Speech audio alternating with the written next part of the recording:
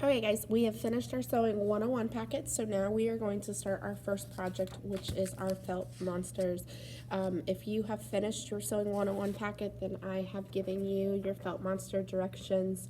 If you don't have these directions yet, it's because I don't have your Sewing 101 packet, so get those done pretty quickly. When you look at your felt monster directions, you will notice that there are 5 parts to this project.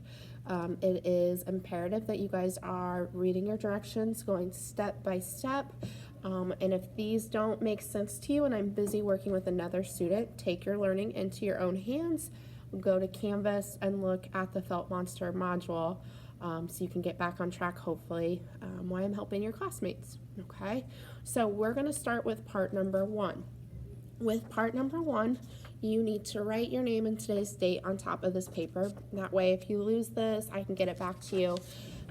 It has your rubric on the back, and this is where I will be grading it as we go on with your project, so you don't want to lose this or you'll be forfeiting some points. Okay. Step number 2 is you need to carefully read all the directions before you get started, okay? So read everything for part 1, that way you know exactly what you're going to be doing before you get started. Remember, you don't get to start over if you make mistakes, okay?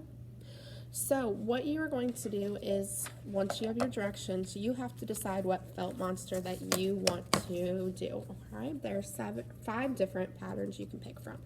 You have pattern number 1, pattern number 2, pattern number 3, pattern 4, and pattern 5, okay? So once you have decided which one you want, you will go up to the table and you will collect the pattern that you want, okay?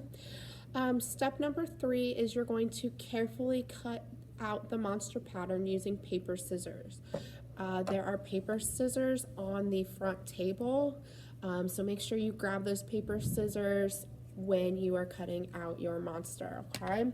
So I decided to do monster number 4, so I grabbed monster number 4 from the table, and I grabbed a pair of paper scissors from the front table as well, and I'm going to take this back to my table, okay?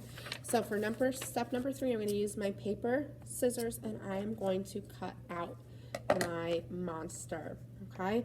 Once I am done cutting out my monster, these can go back at the front table, and all my scrap paper either needs to go into one of the trash cans around my room or in the red trash can in the middle of your desk, okay? So step number 3 is just cutting out your monster.